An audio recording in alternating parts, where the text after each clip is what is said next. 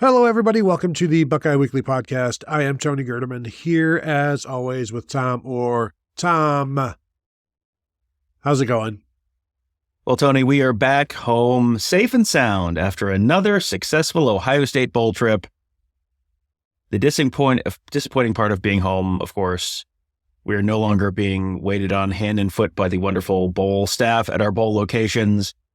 And I have to make my own breakfast in the morning like, I don't know, some kind of animal. I don't know, Tony. It seems like we should live every week like it's bowl week, but I think if we did, we would probably die. Yeah, just have the placard on the stairway, live today like it's bowl week, like play like a bowl week hospitality suite enjoyer. And we would never make it. How long could you make it before the doctor's like, you got to stop? Like living in a hospitality suite era, you're just like, to start, like who gets 3 meals a day? I mean, that's crazy. And I think both of us may have exceeded our year-to-date chocolate milk consumption because it's just like, well, there's chocolate milk right there. I guess I'll have chocolate milk with my lunch. Sure, why not? I'll do that. And you do that like 3-4 days in a row. It's like, oh, well, turns out that's more chocolate milk than I've had the rest of the year so far. So I think how many weeks could you do bowl week hospitality suite living before it became like a medical issue? I feel like the answer is probably not any higher than 2. And that's probably a good thing that in the playoff era, the 12-team playoff era, we're maybe going to have some shorter bowl trips. So if Ohio State goes far in the playoffs, and as people will tell you now, they're never going to make the playoffs again, and nothing as good is ever going to happen to Ohio State again. But at least the trips will be 4 days here, 4 days there, and maybe you get a chance to go home and recalibrate, and then you go back out. So it'll be what it'll be, and it'll be if Ohio State is there next year, regardless, they're going to look different on the defensive line with a couple of players moving on. And first time, let's talk about Mike Hall, nose tackle for Ohio State, headed to the NFL draft, 2024 NFL draft, taking place in late April. This is a guy who this year did not have the year that was expected. He finished with 24 tackles, 2 tackles for loss, 1.5 sacks.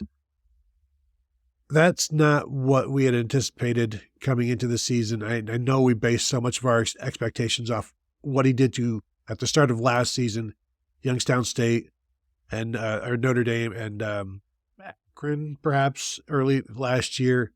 And then, of course, the Michigan State game that everybody remembers, where he had 2.5 sacks in 7 snaps. Last year was Arkansas State, the second game of the season, but we see that the production in those 3 games, and if I were to tally those 3 games up, that would be the vast majority of his tackles for loss and his sacks. And really disappointing that he had the season that he did. Not disappointing that he's leaving. Go on. I think he's a very good player. Tremendous quickness, really, really good speed, maybe a little undersized, maybe playing out of position at Ohio State as a nose tackle instead of a 3 technique. And I think he will be able to produce. I'm not sure why it wasn't there this year. Yeah, I think, you mentioned the 2.5 sacks and 7 snaps against Michigan State last year. And when you have a game like that, and then you have so much other time in the year lost to injury, you're kind of just left projecting. And boy, if you project 2.5 sacks over 7 snaps over the course of a season, the numbers get pretty impressive pretty quickly. So obviously that's not realistic. But when when you're limited to only a certain amount of games, I mean, he really only played not even half the season last year because of injury. So everyone just sort of has the off season to sort of dream on, oh boy, what might that look like if he can be healthy all year? And then he was healthy all year, and it didn't really translate into much statistically this year.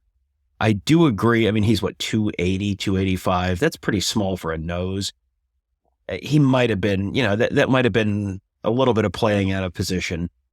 And the defensive line on the whole, until the Cotton Bowl, really was not super productive in terms of tackles for loss and sacks this year. It was the last couple of years they've been just kind of okay. And then, they have the Cotton Bowl that they have, and now everyone's going to do the disco stew if these trends continue with the 6 sacks from the Cotton Bowl. And then it's like, well, 72 sacks next year, ?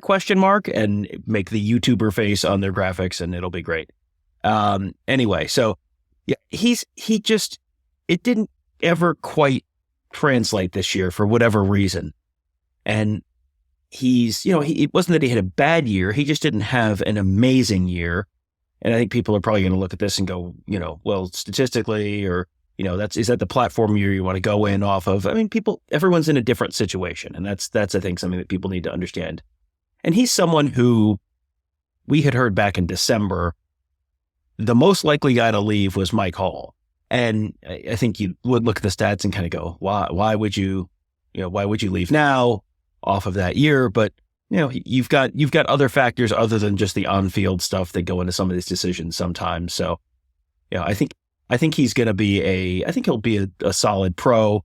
I'm not expecting him to be a first-round pick or anything like that, but you get into the NFL, you get on a roster, and you can turns out, Tony, you can make a nice little career out of being a professional football player.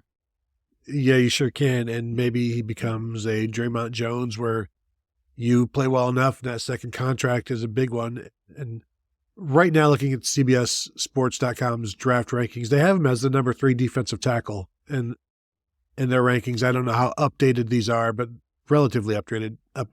The number 52 player overall. I look down the list and I'm wondering if maybe it needs to be more updated. Tyleik Williams listed at 88 overall and the number 8 defensive tackle prospect in the draft. I went back and looked. So Mike Hall, 10 career tackles for loss. 7.5 of those came against Arkansas State, Notre Dame, and Michigan State. 6 career sacks, and 4.5 of those came in those same 3 games. He has had let me see here. So 3 career sacks against Big Ten opponents, 2.5 against Michigan State, and 1/2 the other, say, 16 probably Big Ten games he's played. And I don't think anybody would have predicted these numbers for him. Even when we talked about him as a true freshman, how everybody was talking about him heading into his redshirt freshman year. But again, the rotation that they have, that might be the one area there where they actually did quite a bit of rotating in terms of Tyleik Williams, Mike Hall, and Ty Hamilton. Mike Hall and Ty Hamilton at nose tackle.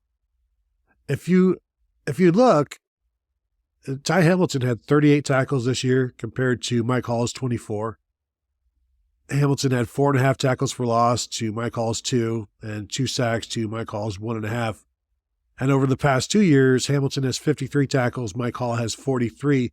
They've split time at that nose tackle, but I don't think anybody would have thought or would have predicted that Hamilton would be the more productive of the two.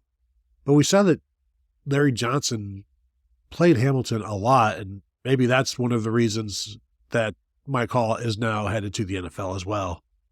Well, I think that's also the flip side of that conversation is also kind of an interesting one, because I think if you asked people which is the better player on Ohio State's team, Ty Hamilton or Mike Hall, you're going to get like 97% saying Mike Hall, which is kind of an argument that Ty Hamilton is one of the more underappreciated players on the Ohio State team, where he came in with not the recruiting pedigree that Mike Hall did, doesn't have the profile on the Ohio State team that Mike Hall does, and is still very productive and very effective when he's in there. And I have sort of talked about him as an underappreciated guy for a while.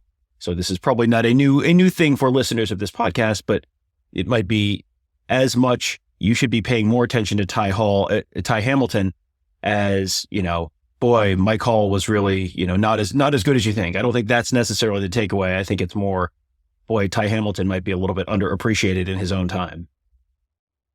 Yeah, and we'll talk more about Ty Hamilton moving forward here, and certainly more later on in the year. But So he, as I said, Hamilton 53 tackles the last 2 years. Mike Hall 43. Tyleik Williams 53 tackles this year alone. 10 tackles for loss, 3 sacks. Also, the same number of pass breakups as Jordan Hancock and Davison Igbinosun. So, honorary I will member tell of you, BIR.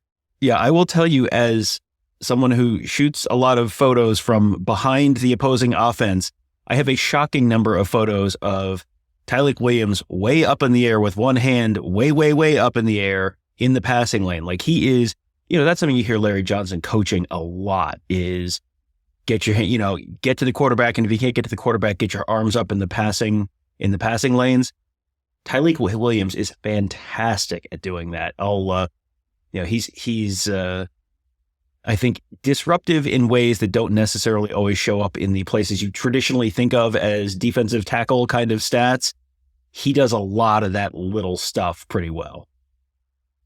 Yeah, and both those guys, Tyleik Williams, Ty Hamilton, do those sorts of things, and coaches love what they do, and I think that's why they play so much. Not sure they need to play as much. One guy who didn't play much and has now moved on, I shouldn't say finally, but I am surprised, Jaden McKenzie, defensive tackle, 4th-year defensive tackle out of North Carolina, enters the transfer portal. This was a guy that I thought would be in there 2 years ago, at least a year ago, and has never really played much. 20 career tackles, was maybe a high 3-star and a low 4-star by some accounts, and came in 2020, if I recall. Yes, 2020, and redshirted that year. Never made it into the rotation. When you'd see him in there, you'd be like, "Oh, Jaden McKenzie's in there," and then it would also be like, "I wonder why," because he was never part of any regular rotation, and there would be times where he didn't get much action, even in blowouts. And I'm going to assume he has graduated at this point, stuck around, and will get his degree or is getting his degree. And we see that a lot where guys that aren't playing are still at Ohio State to get that degree, and then they'll go and do whatever they want to do somewhere else. And so another defensive tackle gone. Tom, were you surprised he stayed so long, or are you surprised he's in the portal now? I would say more surprised that he stuck around. I mean, that he stuck around and he did get his degree. I remember seeing pictures of him at graduation, maybe this spring. So he did get his degree, and it wasn't that he had a terrible career. He just never got into the rotation very consistently for Ohio State. And I think he and Jacoby Cowan might have come in the same class. Jacoby Cowan was a defensive end who was also from North Carolina, and just neither of those guys really got into the rotation in any real meaningful way when they were at Ohio State. Cowan transferred after 2021. That's sort of the norm. He transferred back to North Carolina, his home state school, and has played there for a couple of years. And that's sort of what has become the expectation is if I'm not on the field after 2 years, I get in the transfer portal. And, whenever that happens, you get people sort of tut-tutting that, oh, the kids today don't know how to stick it out and all that kind of stuff. So, I think Jaden McKenzie deserves a certain amount of credit for sticking it out and going through 4 years at Ohio State and getting his degree and being a part of the team for 4 years and all that, and, contributing at times. And then, now he potentially has an opportunity to go somewhere, do the grad school thing, maybe he goes back to North Carolina and gets a bigger role on the team there, something like that. Or, one of the many schools in the state of North Carolina would probably be a good guess for a potential destination for him, whether that's Appalachian State or Wake Forest or North Carolina or whatever. But he seems, he's one of those guys who never really turned in never had the, spectacular play that changed the fill in the blank game, but, had a nice solid career, got his degree. Like that's what you're supposed to do. Not everyone is going to turn into Chase Young, and that's okay. That 4 years, get your degree, go on, go somewhere else. Maybe you get to play somewhere else next year. Like that's not a bad outcome for a college football player. Yeah. And my bad, he was actually a member of the 2019 class. So this was actually exactly, Tom. Wow. And I should have remembered that because I talked to him at the 2019 Clemson game. And as we all know, theoretically, I'm not trying to blame him for this, but when I interviewed him, he had, what was a cold at the time, had a tissue in his hand. And after I talked to him, I shook his hand. And I came home with the worst, I eventually ended up with the worst cold or flu that I've ever had. And many months after the fact, I had decided that was COVID because there was nothing like it. And I'm not trying to blame him for anything. Was I put in that bad situation by the Ohio State Sports Information Department? Yes. Yes, I was. They shouldn't have had us all out there amongst the everybody. But again, that was the brain fog from COVID, Tom. But anyway, that 2019 class, Cormonte Hamilton was part of it. He transferred out. Jaden McKenzie transferred out. Craig Young transferred out. Noah Potter transferred out. Marcus Crowley retired out. I don't know that he transferred. Yes. Ryan Jacoby transferred. Bryson Shaw transferred. Jamison Williams transferred. And Harry Miller obviously retired from the sport. You've got guys now, Zach Harrison, Garrett Wilson, Cade Stover, Ronnie Hickman, Enoch Vamahi was part of that, Steele Chambers, Tommy Eichenberg. This is DeJuan Jones was part of that. So that was maybe a 50% class. Obviously the perhaps two of the best of the class were Jonah Jackson and Justin Fields out of the transfer portal. But anymore, we're going to look back and starting with, I don't know, like the 2019, 2018 class. If you keep 50% of your class, if you keep 70% of your class from transferring, that's a pretty good hit. And it also tells me that you hit the right guys in terms of the guys that your talent evaluation was good. You didn't want to push any of these guys out, and they're all getting on the field and producing for you. So that 2019 class, an interesting haul. And of course, as long as you get Garrett Wilson in a class, you'll just be like, you know what? We did okay. It's so funny to go through some of those old classes and you look at the guys who are at the top of the class and the guys who are at the bottom of the class. And of the 17 enrollees from that class, you go through the bottom of the list and it's, we'll go from the middle of the class, and it's Bryson Shaw, who transferred out. Tommy Eichenberg, who was a All-American. Ryan Jacoby transferred out. Marcus Crowley had to medically retire. Noah Potter transferred out. Craig Young transferred out. Jaden McKenzie, you're talking about today. Cormonte Hamilton transferred out. And DeJuan Jones, currently the starting right tackle for the Cleveland Browns. Recruiting, super easy to evaluate. It is. How can you get anything wrong when you have so much information and you know exactly what you're doing?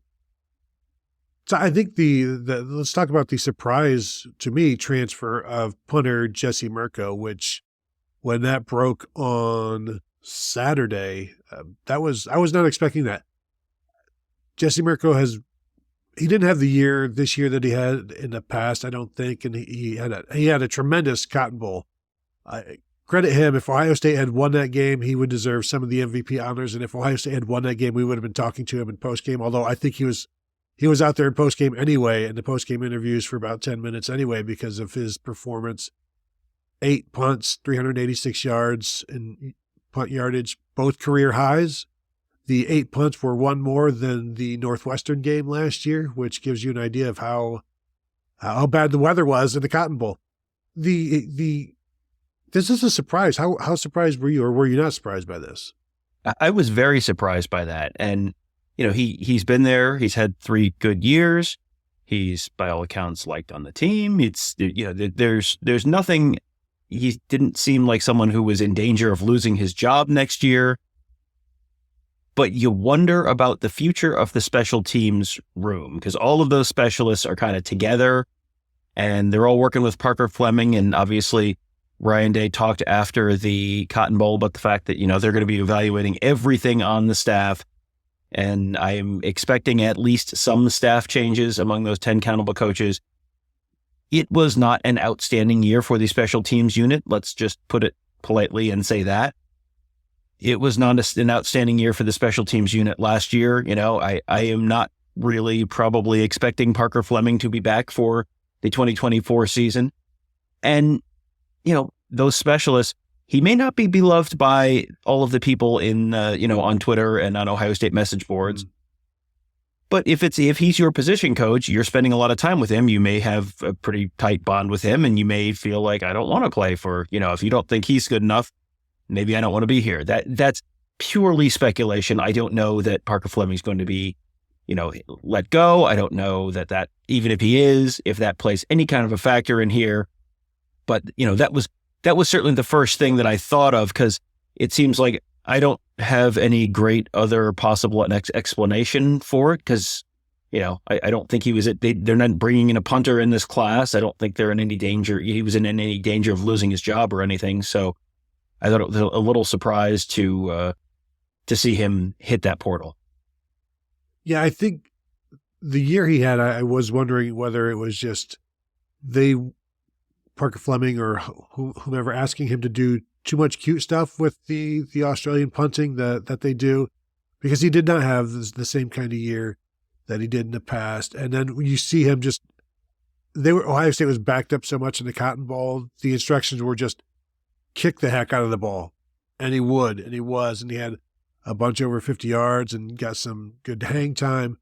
And it wasn't directional stuff. It wasn't, try to make this roll here, try to get this spin here. It was just, hey, we're backed up. You need to hit the heck. You need to J.K. Scott this one and just send it 60 yards down the field.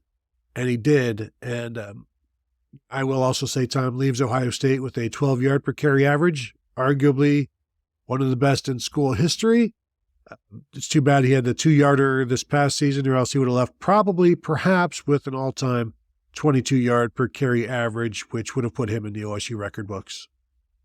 Well, I do wonder whether those two separate fake punts against Rutgers, neither of them were called fake punts. And, that those are not, I'm not putting those on Jesse Mirco, because one of them worked and one of them didn't.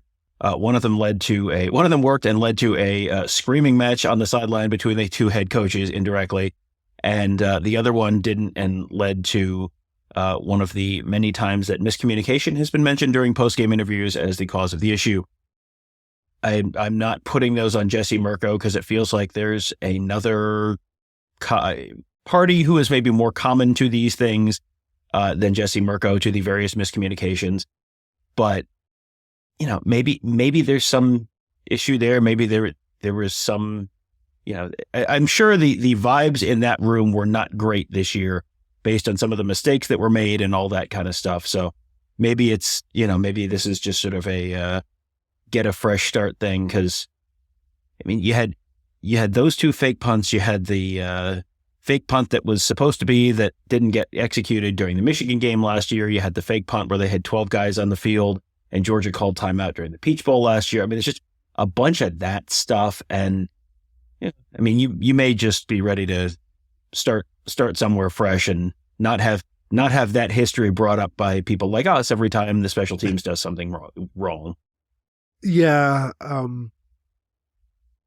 The first question I asked on the board when this came out, I was like, and what you said, does this mean that Parker Fleming is out, or does this mean that Parker Fleming is returning? And is it just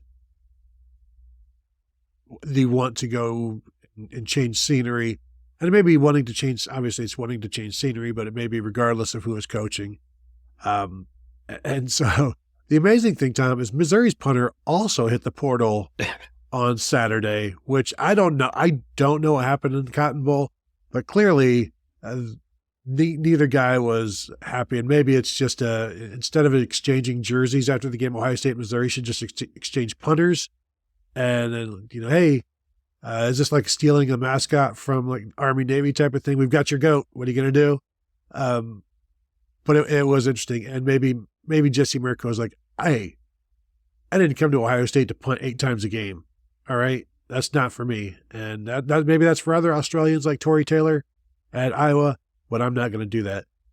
And Tom, speaking of other Australians, Ohio State has another Australian, Joe McGuire, as as a freshman punter this year, walking on, but there will be a scholarship available, and he is a Pro Kick Australia guy as well.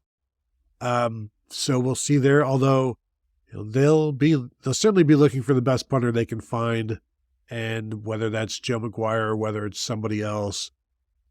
Tom, what if the Ohio State spends their largest NIL bonus on a punter this year? So in what world is Ohio State head coach Kirk Ferentz a thing? Walk me through this one. I know he's probably not thrilled with the Iowa folks after they fired his son, but I can't imagine Kirk Ferentz packing up and moving to Columbus. Tony, which gets a better reaction from the Ohio State fan base? New Ohio State head coach Kirk Ferentz for 2024 or returning Ohio State special teams coordinator Parker Fleming for 2024?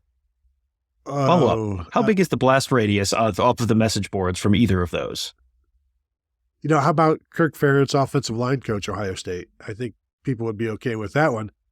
But Iowa has to make a move first and make Ferentz available. And then you would have Kirk Ferentz, offensive line coach, Brian Ferentz, special teams coordinator. And now you're cooking with gas or ethanol.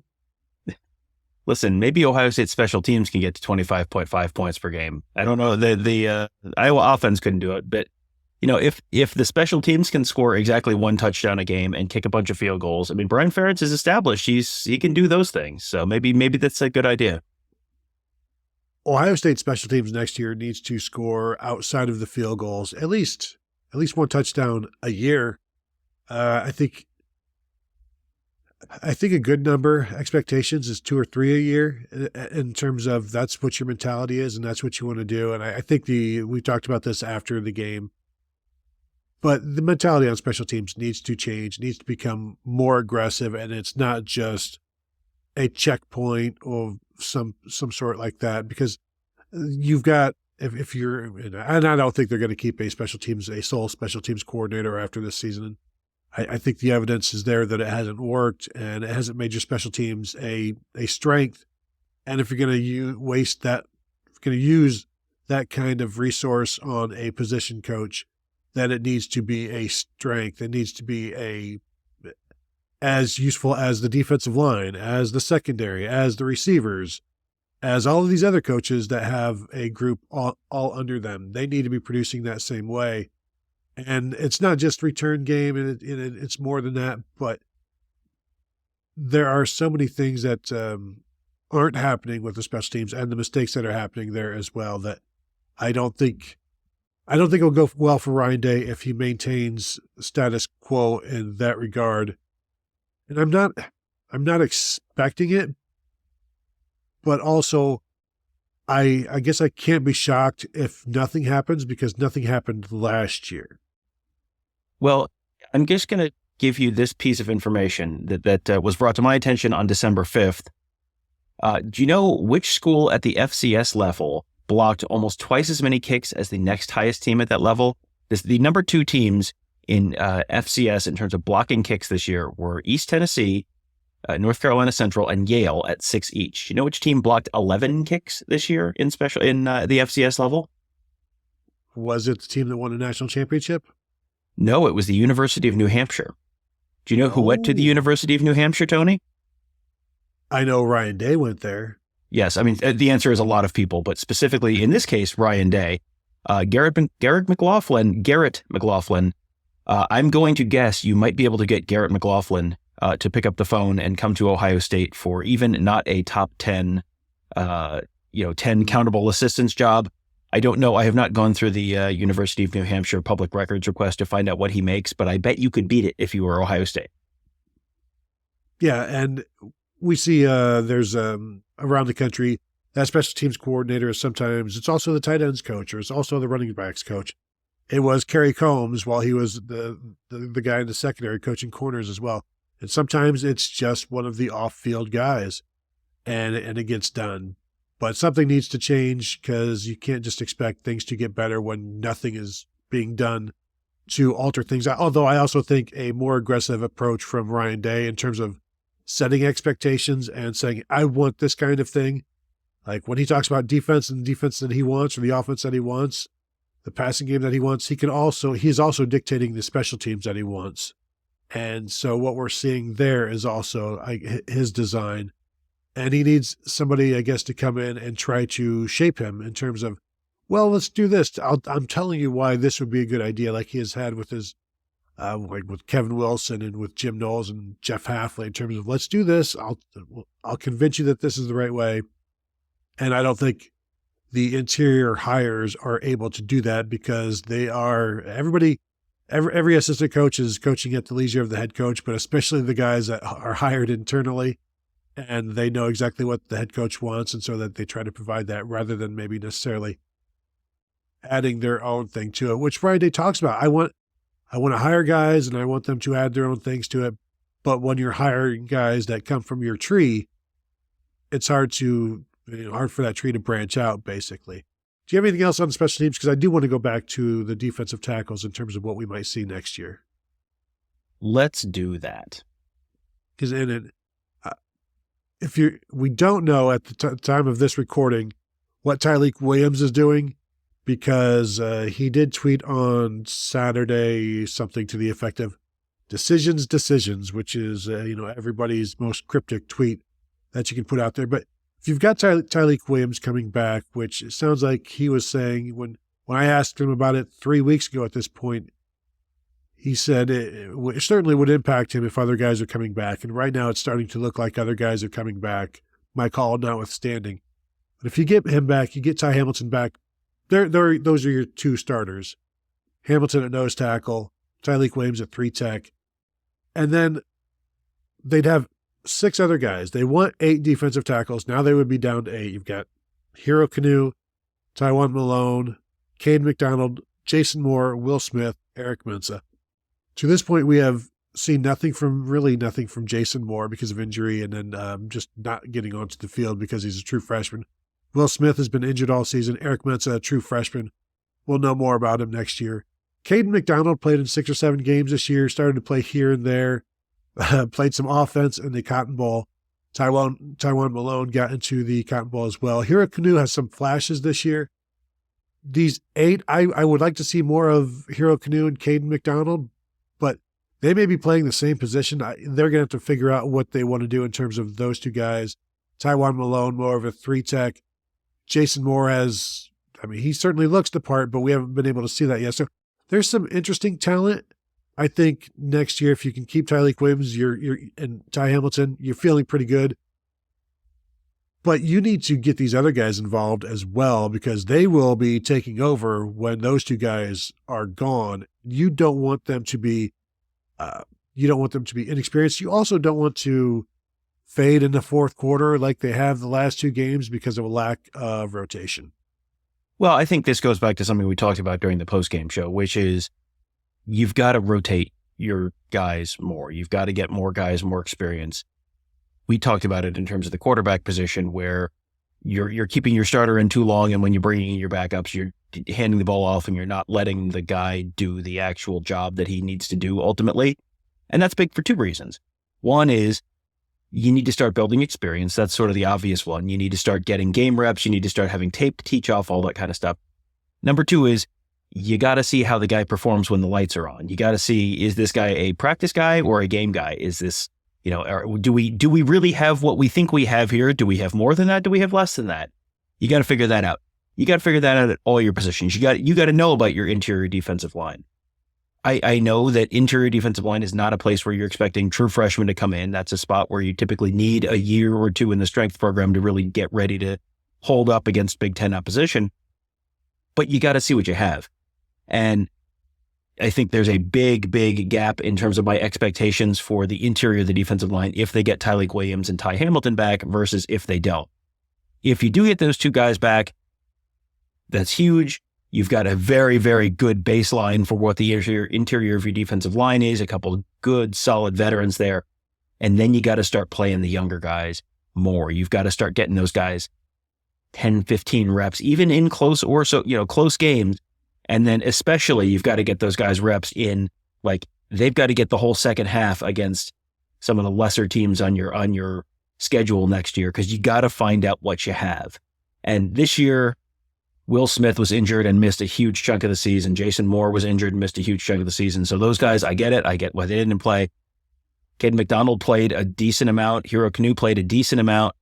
but you've got to really, really rotate through that roster because you got to know what you have. I think they know what they have with some of those guys. I don't know that they know that they have with some of those guys. And that, if you lose a Tyleik Williams, for example, into the NFL draft, and everyone is sort of making decisions, and it sounds like more often than not, those guys are thinking about maybe coming back. But if you lose someone like that, then you're going into the year with a big question mark. And that's not an easy place to pick someone up in the portal.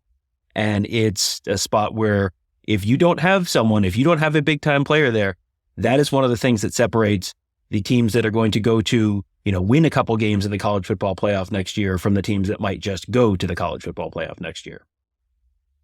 Yeah, and if you're not playing guys, you might lose them to the portal. And they signed 3 defensive tackles in the 2023 class, 1 so far in the 2024 class. And if some of those redshirt freshmen aren't playing, those second-year guys aren't playing next year, and they leave, then you've not taken many defensive tackles lately, and you can't afford to lose them, basically. They're too valuable, so you almost need to play them just to keep them. But if they're not good enough, then they're not good enough, and they'll figure their way out eventually in terms of the portal, or they'll stick around and develop into something.